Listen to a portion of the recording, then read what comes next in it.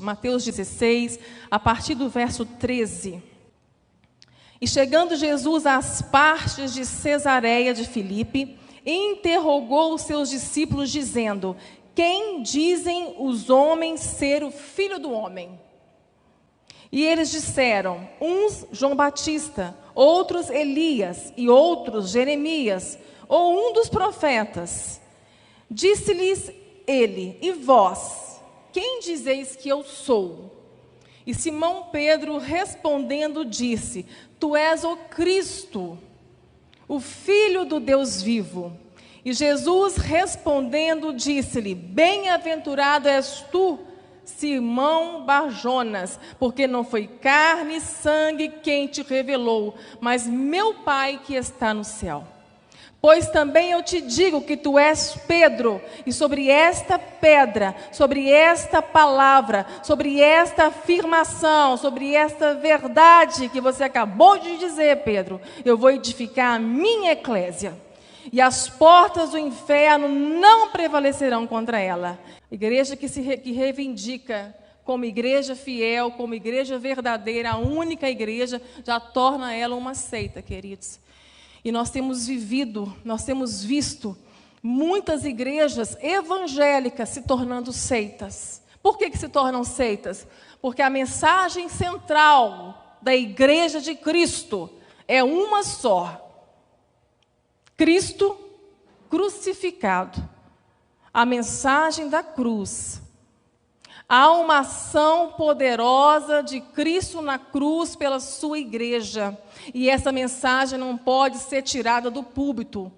Quando outra mensagem começa a se tornar mais relevante, quando outra doutrina começa a ser ensinada à igreja como forma de alcançar a salvação, já se torna uma seita. A única forma de ser salvo é pela graça.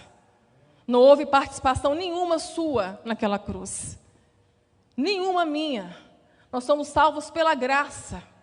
Mediante a fé em Cristo, que Ele também nos deu. Antes eu aprendi lá atrás, que eu comparava a nossa salvação como se você estivesse afogando e alguém jogasse uma boia e você se agarrasse nela e se salvasse.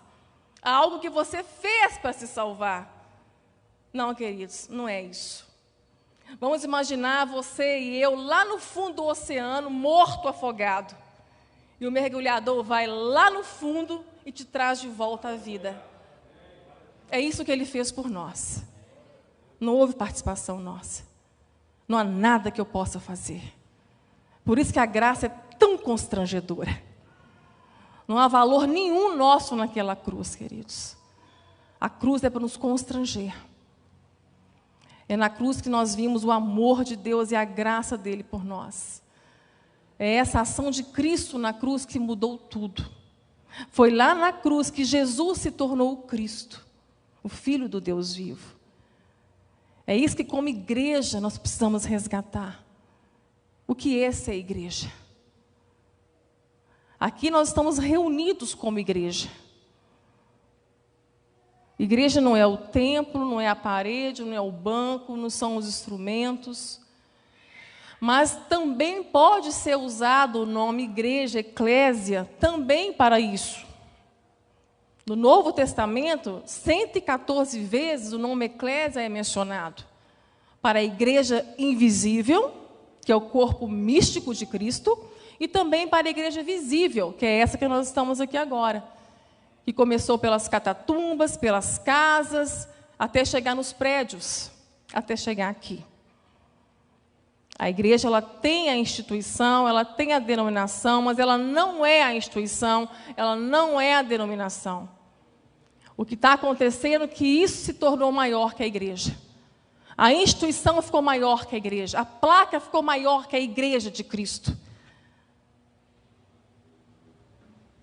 A idolatria ficou maior do que o sentido da igreja e ser igreja. Querido, nós somos igreja. Eu falo que a minha pregação começa quando eu termino aqui, quando eu desço aqui da tribuna. Desço dessa plataforma e saio. Aí começa a nossa pregação. Aí fecha-se a parede, apaga-se a luz, fecha-se a porta. É a igreja que sai. É a igreja que vai para casa. É a igreja que vai acordar amanhã e vai para o trabalho. A igreja que vem amanhã para a escola dominical. É a igreja que vai estar no trânsito. É a igreja que vai estar em qualquer lugar. É a igreja invisível, esse corpo de Cristo. Essas pedras vivas que está sendo formado um edifício sob a cabeça que é Cristo. Nós não podemos perder esse sentido, queridos. Se perdemos o sentido de igreja, nós nos perdemos nesse sistema religioso que está engolindo muitas famílias, que está destruindo muitas vidas, adoecendo muita gente. Nem todo ajuntamento podemos chamar de igreja, mas toda igreja, ela é um ajuntamento, que ninguém é igreja sozinho. Eu falo que essa pandemia veio da misericórdia de Deus para nós, para a igreja dele na terra. Para despertar a igreja dele como igreja. Templos fechados. Quantas pessoas perderam a noção de igreja, porque a igreja para muita gente era o templo, era o ritual, era a liturgia. Muita gente se perdeu, desanimou, parou na caminhada, porque a caminhada era para a igreja visível. E esquece de ser igreja como corpo de Cristo. Eu tenho uma citação de um teólogo que eu gosto muito de falar, e eu repito isso muito em minhas pregações. Você pode ter nascido na igreja, crescido na igreja, batizado na igreja, casado na igreja, constituir família na igreja, ter ministério na igreja, cantar, pregar, envelhecer na igreja, morrer na igreja, ter um culto fúnebre lindo na igreja e acordar no inferno. Nunca foi de Cristo. A vida toda foi da instituição, foi do sistema, foi do rol de membros.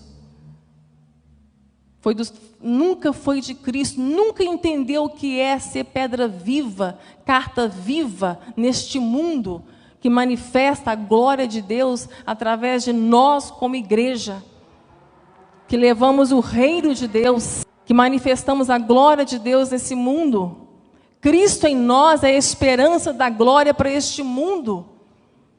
Cristo em nós estamos sendo alinhados como igreja. A igreja ela é linda, ela é pura, ela é imaculada. Deus já vê na sua visão panorâmica a igreja já perfeita, formada como um edifício de pedras vivas, um corpo, mas que está sendo alinhado sob a cabeça. Como igreja sofremos, como igreja somos afligidos. Queridos, pode ter tempos de prosperidade, de paz para a igreja visível, mas para a igreja invisível nunca haverá um tempo sem aflição. Nunca. Nós somos perseguidos em toda a história. A angústia, a tristeza, a dor, o sofrimento faz parte, a labuta do ardor faz parte da nossa vida como igreja de Cristo. Nós somos perseguidos. Satanás está contra a igreja, está rodeando a igreja o tempo todo, buscando quem possa tragar. Estamos em guerra como igreja. Deus tem que forçar o bem em nós, queridos, muitas vezes para nos despertar. E a pandemia foi o mecanismo que Deus usou. Espinhos da carne são o mecanismo que Deus usa. Muitas vezes Deus tem que colocar alguém enfermo num leito de sofrimento da nossa família para forçar esse bem em nós, de aprendermos como igreja, sermos Cristo, perdoar uns aos outros, aprender a lidar com as diferenças uns dos outros, a começar na nossa casa. Quantas vezes Deus tem que fazer isso conosco, queridos?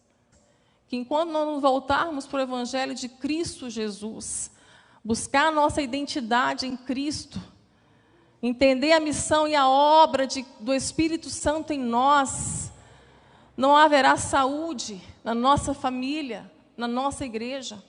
Queridos, famílias fracas são igrejas fracas.